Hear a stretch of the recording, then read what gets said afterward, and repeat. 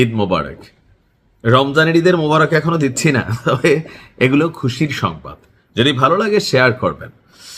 Trump কিন্তু আগেই বলছিল যে এই যুদ্ধে আমার কিছু সৈনিক মারা যাইতে পারে।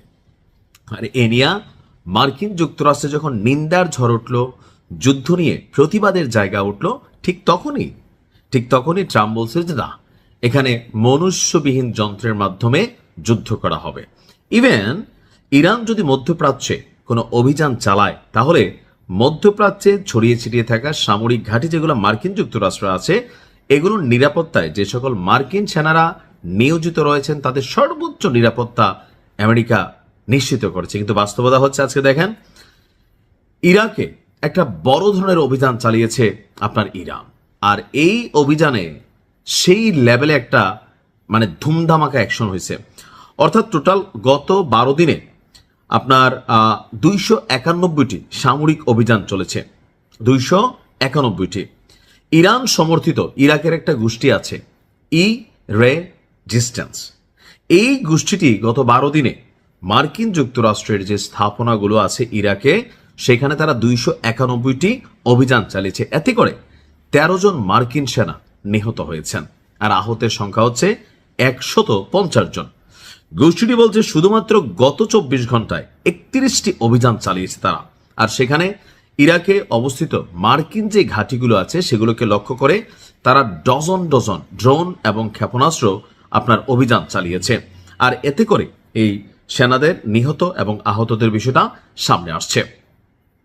ইরানের বিরুদ্ধে আমেরিকা ছাড়াও যে সকল পশ্চিমা রাষ্ট্রগুলো আগ্রাসী ভূমিকায় আছে, ইউরোপিয়ান রাষ্ট্রগুলো তাদেরকেও সতর্ক করে দিচ্ছে এই গোষ্ঠীটি। তারা বলছে বিশ্বব্যাপী শক্তিগুলো স্বাধীন জনগণের উপর তাদের আধিপত্য চাপিয়ে ইরানের জাতীয় মর্যাদা এবং স্বাধীনতা দমন করার চেষ্টা চালাচ্ছে। এদের বিরুদ্ধে যুদ্ধে তার মিত্রদের জড়িত করারও চেষ্টা চালিয়ে যাচ্ছে।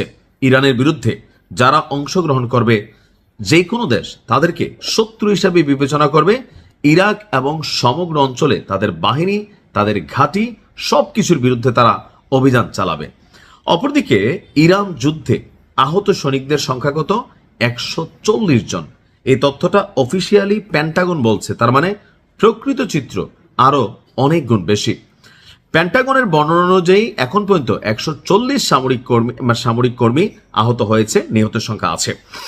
বলা হচ্ছে যে ছোট বড় সবকিছু মিলিয়ে পেন্টাগনের মুখপাত্র যিনি আছেন শন পার্নেল, তিনি বলছেন যে বিভিন্ন ধরনের 140-এর মধ্যে কেউ বুলেট খাইছে, কেউ হয়তো ক্ষেপণাস্ত্রের আঘাতে ক্ষত হয়েছে। তো 8 জন সেনা, এই 140 জনের মধ্যে 13 জন তো শেষই, আরো 8 জন সেনা গুরুতর আহতের তালিকায় রয়েছেন এবং তাদের সর্বোচ্চ মানের চিকিৎসা সেবা দেওয়া হচ্ছে। তো সব মিলিয়ে আমার কাছে মনে হচ্ছে পেন্টাগনের প্রধান যিনি আছেন পিট হেগসেট, তিনি বলছেন যুক্তরাষ্ট্রের হামলা ইরানের বিরুদ্ধে আরো তীব্র হচ্ছে, যদিও ইরান থেকে ক্ষেপণাস্ত্র এবং ড্রোনের পরিমাণ উল্লেখযোগ্যভাবে নাকি কমে গেছে। এইটাও একটা ন্যারেটিভ তৈরির চেষ্টা, জনগণকে চাঙ্গা করা আর কি। ইরানের যারা সরকার বিরোধী জনগণ আছে তাদের, এবং যারা সরকারের পক্ষে বা ইরানের পক্ষে লড়াইটা চালিয়ে যাচ্ছে তাদেরকে নৈতিকভাবে বা মানবিকভাবে একটু বেকায়া ফেলা। লাভ হবে না, খেলা হবে। আসসালামু আলাইকুম।